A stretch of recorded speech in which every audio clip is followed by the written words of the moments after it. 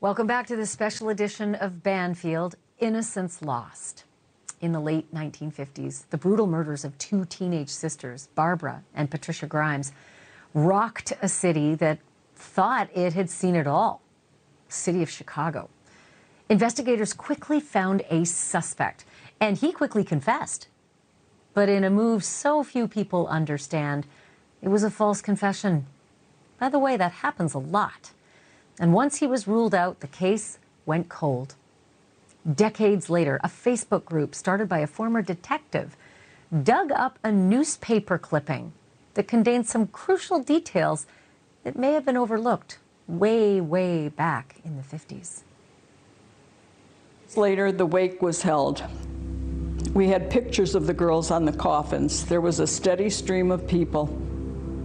They emptied the funeral chapel and opened the coffins. I will never forget that as long as I live. They were in body bags. My mother didn't know I identified them for a long time. When she did, she wanted to know how they looked. I lied and told her how good they looked, and there was no reason to have a closed coffin. This was obviously a very different case and also complicated on many levels. Child killers are not a dime a dozen. It's a different breed of person. Police went door to door asking people and residents of the homes to provide whatever information they could provide. There was tremendous pressure put upon the police agencies of Cook County and the city of Chicago. This was the kind of case the police had to solve.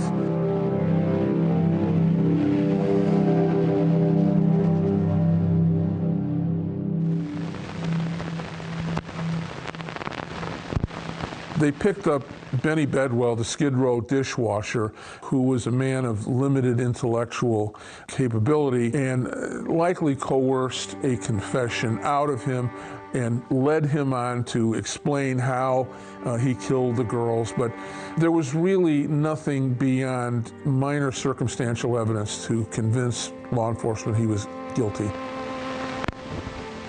At the coroner's inquest, Loretta sat with Bedwell's mom, and at one point hugged her and said, "Don't worry, I know your son didn't do this."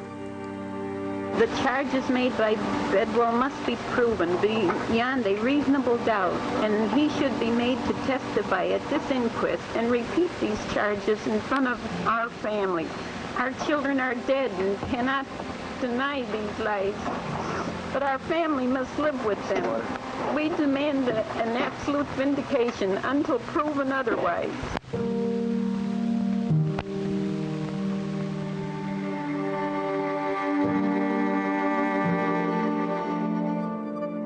Basically, his confession was totally bogus. Couldn't read or write, but came up with a 6-page typewritten confession. The autopsy disputed everything he said, so.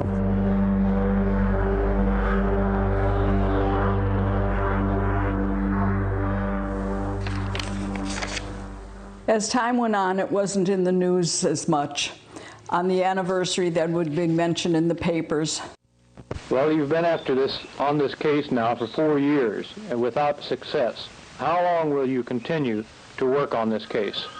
Well, we will continue to work on it until we solve it. Amid rumors that percolated from time to time about suspects, there was never any formal indictment of anybody.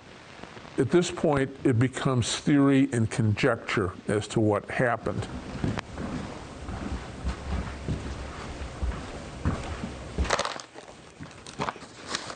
I started looking at the Grimes case in 2006. I was in a McKinley Park Facebook group, and an individual within that group pointed out, "Do you ever know anything about the Grimes case?" In 1956, I was 6 years old, and I can recall Chicago police coming to our apartment door and asking my mom, questions, and I overheard the conversation. "Have you seen two girls? These girls went missing." It sparked, an interest, absolutely. Initially, after I left police work, like most cops, I thought about writing a book. I was really curious about the case, and then as I was digging into the case, I started coming across things that didn't make sense. It became almost an obsession with me. You know, I would spend hours and hours and stay up looking at information. Just something would poke my interest, and I'd pursue it as much as I could. This is the article that really impacted my life and has set in motion everything that I've done. These 4 individuals happen to have been in the same area, the same intersection, at about the same time as the girls were expected to have made it to that intersection. Absolutely mind-blowing coincidental.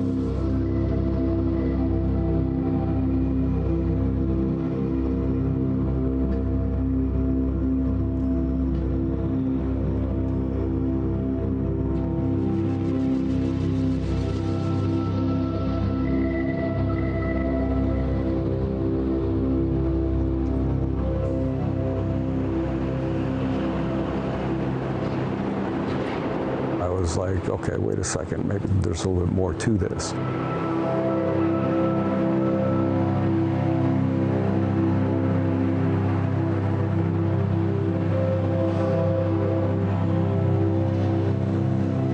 He said he had forced them out of the car naked as a joke, but he didn't have anything to do with killing them. When you know something like this and find this information out, it needs to be shared, and someone's got to act upon it.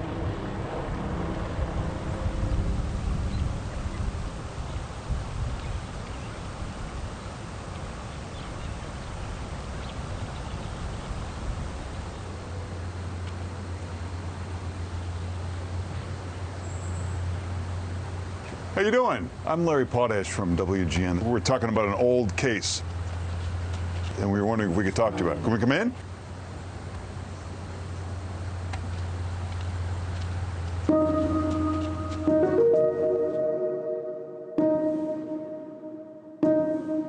And that's what troubles me, is that with all of the people from Cook County Sheriff's Department that I've shared this with, they have not followed through as they said they would. How about you, Detective? Are you hopeful of solving it?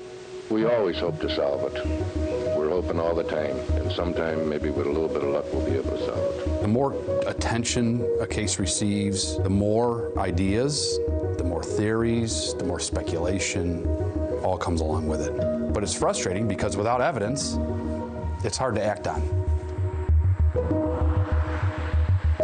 He's 50, 60 years old. What are you going to find? Everybody thought there's nobody left to arrest. There's nobody left who knows anything. Well, that's not true.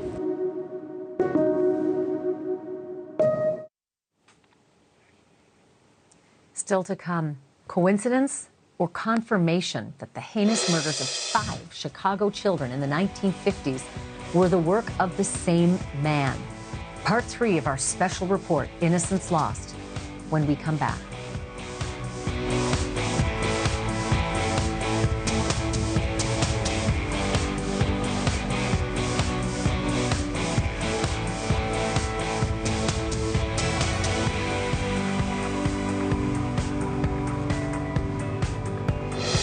Thank you for watching. Go to newsnationnow.com to find NewsNation on your television provider. And don't forget to click the red subscribe button below to get more of NewsNation's fact-driven, unbiased coverage.